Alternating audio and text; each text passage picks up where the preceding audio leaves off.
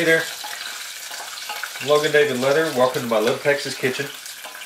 Have you ever been in the mood on a cool day or a cold day for soup or a stew?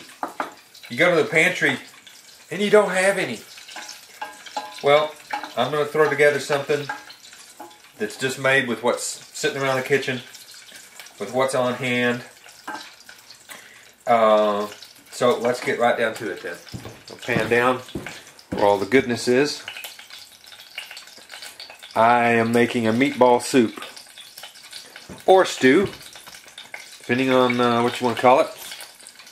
There's our ingredients. In the pan already are just basic cheap meatballs from Walmart or any grocery store in olive oil, and they're hot. You don't have to thaw them if you don't want to, because that hot oil will do the thawing for you. Okay, now to this we put a little Mrs. Dash. You can season it any way you want to. Some thyme leaves. Now I want to put those in after the meatballs have started to thaw.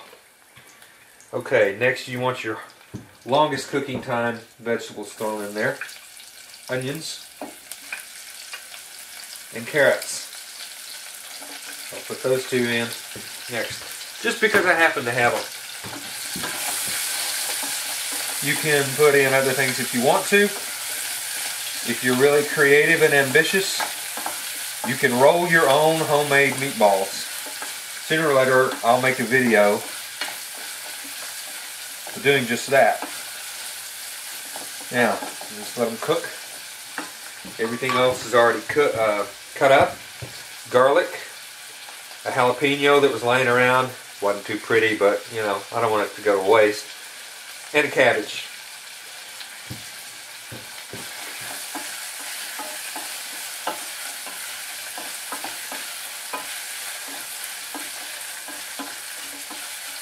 Letting it cook. You don't want it to sit there and cook too long, because then you get an unevenness in your onions as far as they're cooked. Some of them will turn out brown, even black, if you go answer the telephone or go change the channel on the TV or whatever it is that you're doing. This is an amazingly simple, fairly cheap thing to throw together when you want a stew or a soup. And even though we're going to use a couple of bouillon cubes, the amount of salt in the bouillon cubes versus the amount of salt in a can of soup or stew that you buy at the grocery store, it doesn't compare too well. You can add extra salt to this if you want. If you're watching your salt, you can go with low sodium bouillon or stock already in a can that's low sodium.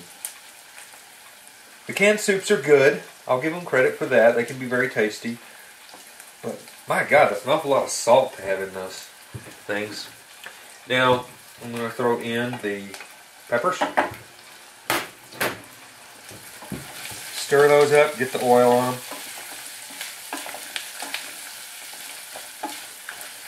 And I'm using olive oil, so I really don't care to drain off the oil or anything like that. But if you're super conscious about that sort of thing, or if you're using a different type of oil, you might want to drain that oil off.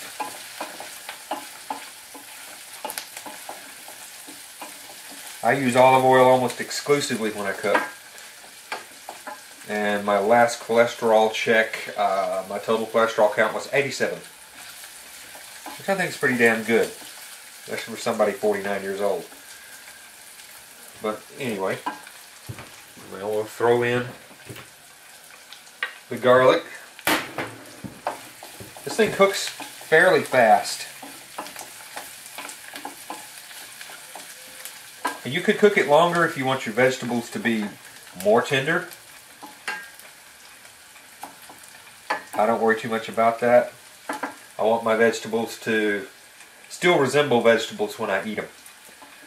That's why I don't like Don't go too much for caramelized onions and wimpy cabbage, stuff like that.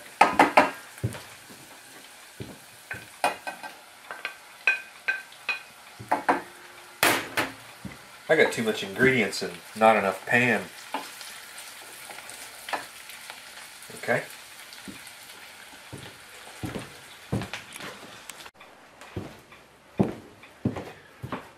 Okay, I have brought 1.5 cups of water to a boil. Added 2 bouillon cubes. Even though it says 1 cup per bouillon cube, I want it a little bit thicker than that. I want it a little bit stronger. So that's why I use that. Now it's going to be runny, so we're going to use good old-fashioned cornstarch. About a tablespoon. Teaspoon to a tablespoon, depending on how thick you like your soup or your stew. Then take some of the liquid out, put it off to the side. If you already know how to do this, good for you, but this is for the people who don't know how. 3 spoonfuls, and just slowly work it in from the side. You want to make sure that you break the lumps down, just like that. This is a thickening agent. Another thickening agent you can use, it's really going to help you thicken up around the middle though, is powdered potatoes. You know, like mashed potatoes that come in a box or a bag that you can add to boiling water. Well, guess what? You got boiling water right here. Okay, we just slowly pour that in the middle, making sure that you're doing some stirring.